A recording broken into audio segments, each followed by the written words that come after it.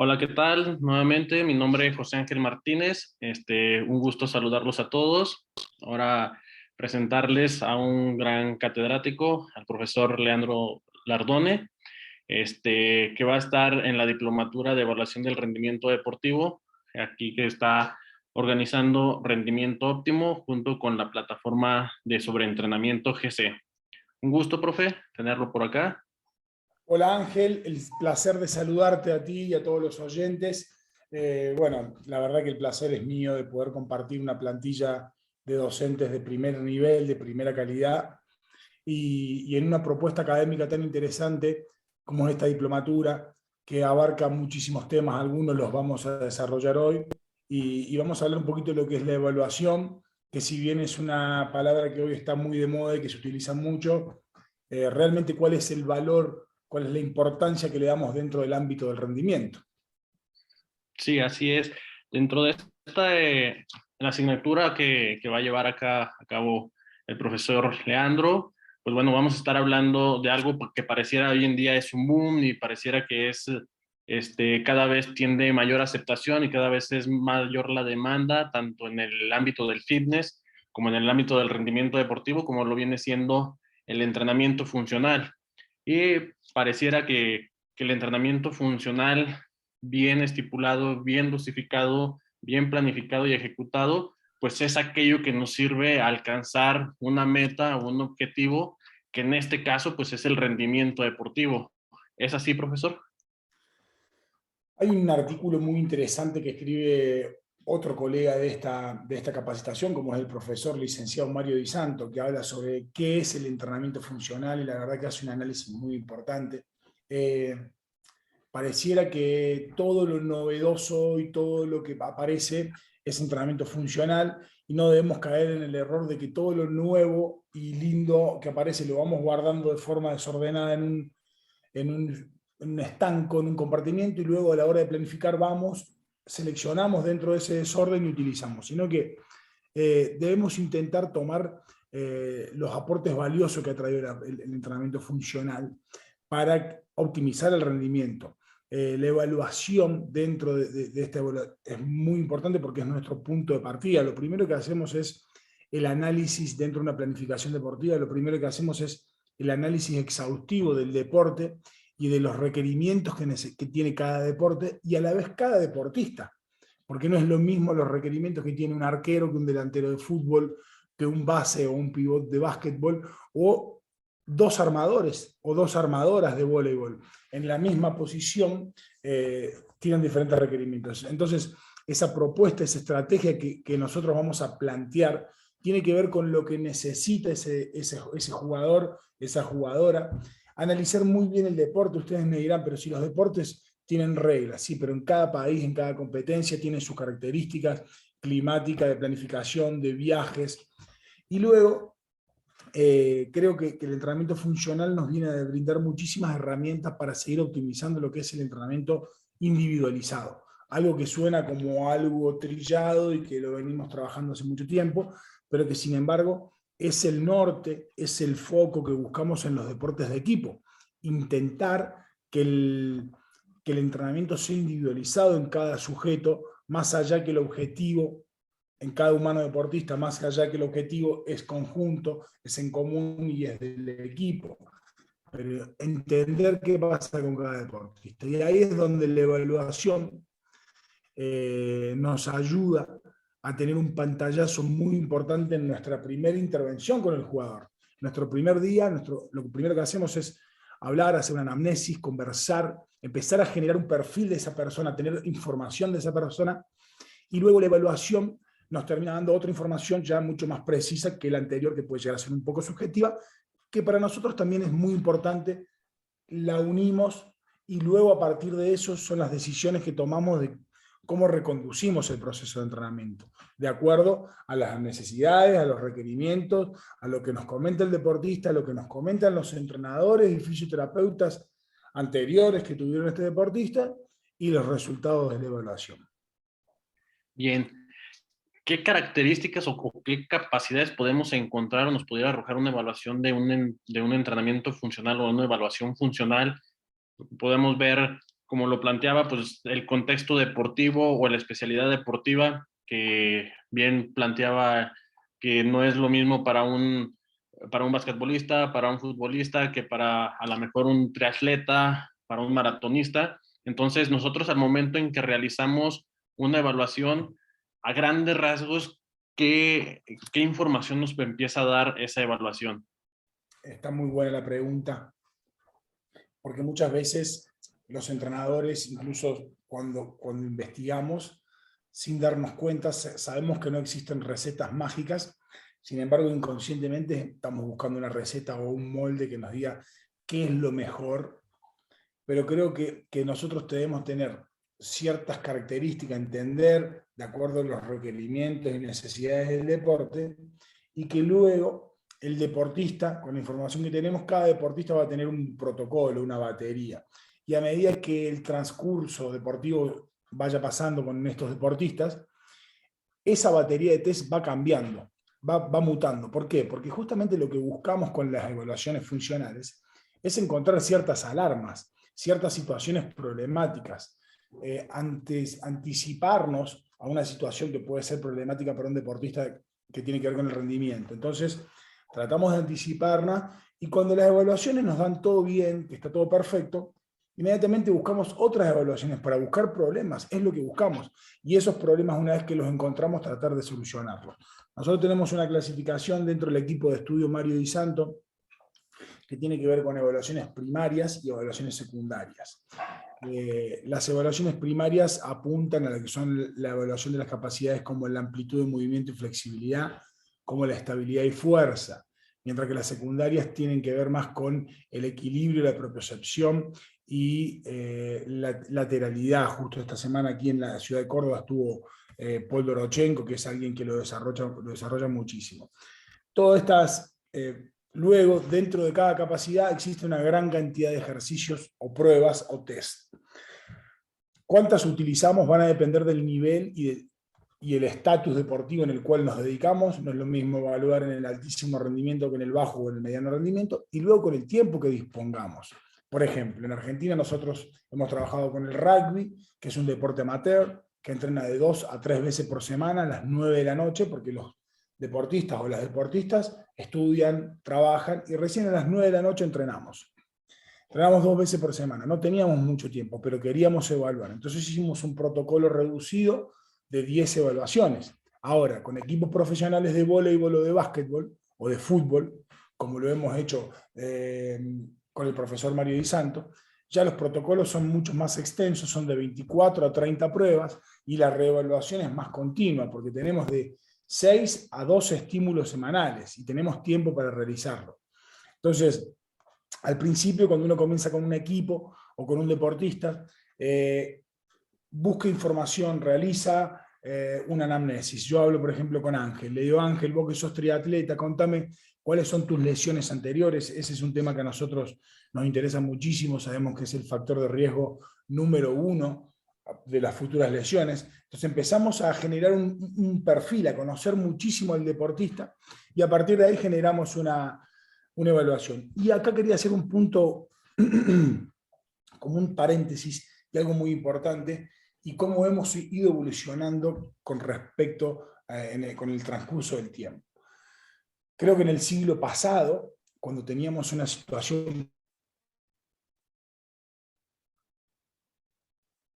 problemática, todos los profesionales del físico, como son los fisioterapeutas, el trabajo conjunto, como son los médicos, cada uno en su función, cada uno en su área, focalizábamos demasiado sobre la articulación o sobre la musculatura implicada. Por ejemplo, teníamos un problema de rodilla y el médico reconocía que el problema era en la rodilla, diagnosticaba el problema de rodilla, daba recomendaciones sobre la rodilla, el fisioterapeuta trabajaba sobre la rodilla y nosotros le dábamos 1000 ejercicios sobre la rodilla. Hoy, desde esta visión de funcional, nos alejamos un poquito y la mirada no es solamente en la rodilla. Sabemos, por ejemplo, que si tenemos un problema en la rodilla, puede venir de más abajo o puede venir de más arriba. ¿Qué significa esto? Que este problema funcional que estamos teniendo en la rodilla puede ser por un déficit de tobillo, puede ser por un déficit de cadera, de espalda abajo, alguna lesión, alguna retracción, alguna asimetría que puede estar generando esto. Entonces, por eso es que hacemos una evaluación general y empezamos a hacer un estudio muy pormenorizado de cada jugador. Como también existen en los planteles ciertos jugadores o ciertas jugadoras que son lábiles a lesiones, que tienen una predisposición mayor a lesión. ¿Y quién dice eso? Las estadísticas. Si estudiamos su historia deportiva, sabemos que un jugador X tuvo 3 rupturas de ligamento cruzado, bueno, de rodillas, 2 derecha, 1 izquierda, problema en el hombro, problema en el tobillo. Bueno, sobre ese jugador, tenemos un jugador de fútbol que tuvo 10 desgarro disco tibio peroneo, tenemos un jugador de básquetbol que tuvo 10 esguinces en el tobillo. Bueno, ese jugador va a tener una evaluación y un trabajo protector y preventivo durante toda la temporada diferenciado al resto. ¿Por qué? Porque él presenta ciertas cualidades que lo hace ser especial y que sabemos que ha sufrido un historial deportivo de lesiones muy grande, y el objetivo es alejarlos de esas lesiones que sabemos que pueden suceder y que ya sucedieron. Entonces, tomar estrategias particulares con cada jugador. Bien, partiendo de esto último, de las tendencias, del modo de prevenir, tratar de buscar mayor rendimiento a través de que no sea frecuente la cuestión de lesiones, llega un momento que la evaluación funcional llega a tener una interconexión con otras áreas de las ciencias del deporte, como puede ser la psicología deportiva, puede ser la nutrición deportiva, la misma medicina deportiva, donde nosotros como entrenadores digamos, bueno, estoy teniendo una residencia, mi atleta se está lesionando constantemente o presenta constantemente diferentes tipos de lesiones, por lo tanto, tengo que tener una intervención más integral desde cómo van siendo los nutrientes que está requiriendo, cuál es su composición corporal a través de la antropometría, cuál va siendo su estado emocional o cómo va siendo su estado rendimiento desde el punto de vista desde la psicología deportiva o mismamente desde de la medicina deportiva, y que pueda decir, bueno, acorde con estas áreas y acorde a la evaluación funcional, pues yo puedo sugerir a otras áreas o otras áreas me pueden ayudar a mí. Hay un momento en que se llega a tener esta conexión.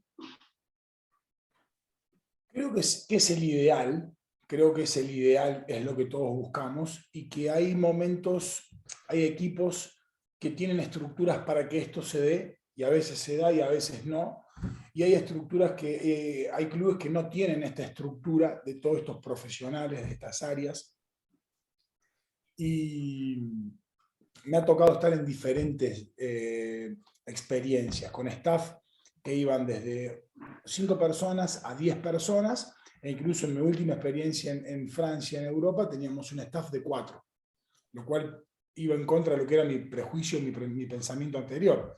Pensé que al llegar a Europa iba a ser todo como Disney, es como un pensamiento que tenemos, y sin embargo no pasa. Y otra situación que suele suceder es que muchas veces, muchas áreas, cuando uno va a un equipo, están conformadas por profesionales que no son idóneos, porque si vos tenés un médico especialista en medicina del deporte, es muy difícil que trabaje full time para un equipo. Entonces a veces suele ser el amigo del presidente, el cuñado del vicepresidente, lo cual todavía es una situación problemática. Pero nosotros, desde el equipo Mario y Santos, siempre pregonamos y le damos importancia a lo que es el trabajo interdisciplinario y la posibilidad de poder volcar estas situaciones en un grupo de trabajo y tomar decisiones conjuntas, claramente que tienen que ver. Desde hace mucho tiempo que lo venimos haciendo, pero quizás desde el 2017, cuando sale el libro de la preparación física en deportes de equipo de la Escuela del Barcelona, en donde se empieza a hablar del humano deportista y la importancia de lo social, de lo afectivo, de lo cognitivo. Nosotros siempre os hemos dado mucha importancia y se le damos mucha. Hemos pasado de los últimos años por procesos de pandemia donde fallecían familiares, entonces nosotros entrenamos, como te decía, entre 10 y 12 veces por semana. Y había una semana que fallecían 5 o 3 familiares de integrantes del equipo por el COVID. Y el entrenador me decía, ¿cómo está? ¿Cómo está para entrenar? Y no está muy bien. ¿Pero puede entrenar? Sí, entrenar puede, pero no está al 100%, y eso hay que saberlo. Es casi como si estuviese arrastrando una tendinopatía en grado 2, y si le hacemos Le decimos cuánto te duele del 0 al 10 y nos dice 7. Va a poder entrenar, pero no va a poder entrenar en su máximo nivel ni al nivel de sus compañeros. Seguramente si querés hacer un ejercicio de alta intensidad, él pueda que te modifique la intensidad y el ritmo de todo el entrenamiento. Entonces, lo hablamos mucho, lo tenemos en cuenta a la hora de generar las baterías de test, las baterías de pruebas, lo hablamos porque a veces con los fisioterapeutas pasa una situación muy particular, de acuerdo en el lugar del mundo en el que estemos, hay países entre que la figura del preparador físico y la del fisioterapeuta existe una figura media que es llamada el readaptador deportivo. Incluso es una carrera universitaria, está totalmente aceptada y ya están trabajando en Europa o en algunos países con esa función. Nosotros, cuando no lo tenemos, hay ciertas situaciones que están al medio, un área gris, que no se sabe bien si lo debe hacer el preparador físico o lo debe hacer el fisioterapeuta, y en el cual muchas veces incluso hay hasta situaciones problemáticas y de discusiones, perdón. Entonces, disputas y discusiones. Entonces, es toda una situación. Cuando recién terminábamos la universidad, desde la ética profesional no debíamos hacer nada que esté fuera de nuestra área. Pero cuando empezamos a trabajar en equipos, en ligas nacionales, en selecciones nacionales, empezamos a viajar, y cuando viajábamos y éramos 3 o 4, debíamos intentar cubrir esas áreas, porque si no lo hacíamos nosotros, no lo hacía nadie. Entonces, de a poquito uno empieza a trabajar interdisciplinariamente y a tomar decisiones. Por ejemplo, en ciertos equipos no teníamos nutricionistas. Entonces, ¿qué íbamos a hacer? Si yo no armaba la dieta, si yo no armaba el menú de los viajes, lo armaba el jefe de equipo. Y comíamos milanesa con papa frita y Coca-Cola. Y es real, y es literal. No estoy haciendo un chiste. No, Es así. Y en Europa me pasaba lo mismo. Llegamos y si yo no me ponía y decía, yo quiero manejar la dieta y la alimentación del equipo, comíamos bocato, sándwich en el tren con gaseosa. Y al terminar el partido, incluso el equipo que salió campeón en la última temporada comía pizza. Y a nosotros nos hacía mucho ruido eso. Entonces, sí, son muchos factores, Ángel, que nosotros desde el rendimiento tenemos que cubrir, y que sí, por ejemplo, cuando hay una lesión muscular, es clave la nutrición. La nutrición es clave todo el tiempo, pero en la recuperación de una lesión muscular aún más. Cuando hay una lesión de una fascitis, tiene que haber un trabajo complementario con el fisioterapeuta. Entonces, tratamos en cada club, en cada estructura, una vez que llegamos, a interpretar cómo es el funcionamiento interno y a partir de ahí generar una estrategia. No siempre nos encontramos con un psicólogo deportivo, con un fisioterapeuta full time, con un nutricionista. Entonces, con los que están, vamos haciendo estudios. Y a partir de ahí, estudio de casos. Como te digo, ¿cómo comienza un estudio de caso? A mí personalmente me gusta ir adelantando y ir conociéndolos. Lo ideal es que sea face to face, que sea presencial en la cara, pero si no puedo, les mando claro. una entrevista. Y ya voy guardando. Yo, por ejemplo, la temporada pasada tenía un jugador español que tenía, él me dice, mis lesiones anteriores son en los 2 hombros, en los 2 codos y en una muñeca. Y digo, pero tiene las lesiones de un motociclista, ¿cómo se lesionó tanto un jugador de voleibol? Y bueno, eso a la hora de juntarme con el cuerpo médico, con el cuerpo de fisioterapeutas y hablar caso por caso, íbamos exponiendo. Y ahí, cuando yo ya tengo todas las entrevistas, cuando tengo el historial deportivo de cada jugador, empiezo a ver cuáles son los jugadores. Entonces decíamos, por ejemplo, la temporada pasada había 3 jugadores que eran muy importantes y debíamos poner el foco. Uno era el opuesto, un brasilero que venía después de 10 meses sin jugar porque se había cortado el tendón. Era un jugador que venía con osteocondritis grado 2 y el otro era este jugador que venía con 20. Entonces, yo le decía al cuerpo médico, sobre ellos tenemos que tener mucha precaución. Cualquier molestia debe ser una alarma. El resto los tenemos controlados. Esa es un poco la estrategia que utilizamos con los equipos. Bien, profe. No, creo que bastante enriquecedora acá la explicación. Y claro, que siempre el estar apoyándonos en diferentes áreas y tener un entrenamiento integral o multidisciplinario sería lo ideal, pero pues muchas veces pues partimos, como bien lo comenta, de lo que tenemos y las necesidades que hay que cubrir. Bien, y por último, profe, ¿hay algunos criterios básicos, hay cuestiones generales que tenemos que tomar en cuenta al momento de realizar una evaluación de este tipo? Bueno, sí, es muy importante los protocolos. Los protocolos son claves porque tengamos en cuenta que las evaluaciones nos van a dar información sobre cada deportista. Entonces, a la hora de reevaluar, las condiciones deben ser las mismas para que lo que evaluamos sea lo mismo que lo anterior, porque si no vamos a estar recibiendo un informe, un número, una valoración, y vamos a suponer un cambio que realmente no existió. Entonces, es muy importante que las condiciones sean las mismas. Nosotros normalmente, te cuento, llega el deportista, llega el alumno, y a lo que decías, Ángel, al principio de la charla, te puedo sumar no solamente para el deporte de alta competencia, no solamente para el fitness, sino también para la salud. Bien. Aquí en Argentina, el profe Mario Di Santo tiene un servicio de EFA, que es ejercicio físico adaptado, que tiene una resonancia muy grande, en el cual no solamente trabajamos con deportistas de altísimo nivel, con lesiones que muchas veces los clubes no llegan a solucionar y que los mandan a hacer una asesoría o una interconsulta, sino con millones de personas que tienen problemas como dolor de espalda bajo, con problemas de rodilla, problemas, y que no paran de ir a médicos, a fisioterapeutas, de hacer trabajos y que no logran resolver, y que nosotros mediante el movimiento y el ejercicio físico adaptado lo hacemos. Y lo primero que hacemos es evaluar también con estos adultos mayores. Entonces, evaluar, llegan los deportistas, llegan los humanos deportistas, dosificamos, preparamos la batería de test que vamos a realizar, el deportista se pone descalzo y sin entrar en calor comenzamos por las pruebas de flexibilidad y amplitud de movimiento, direccionado a lo que queremos probar, a lo que queremos evaluar. Si estamos evaluando y adaptado al grupo que estamos trabajando. Por ejemplo, si queremos evaluar isquiotibio-peroneos y trabajamos con futbolistas, sabemos más o menos que, según el doctor Carlos Cócaro, propone que la amplitud de movimiento mínima y normal para un jugador de fútbol va entre los 75 y los 90 grados. Pero si la misma prueba la queremos hacer en un grupo de gimnastas, sabemos que los requerimientos de amplitud de movimiento de los gimnastas serán mayor y que seguramente superarán los 180 grados, por lo tanto vamos a tener que adaptar el lugar donde evaluamos porque las gimnastas superan los 180 grados. Entonces, preparar el lugar, si se puede probar antes las pruebas, y comienza descalzo, comienza por las pruebas de estabilidad, de flexibilidad y amplitud de movimiento.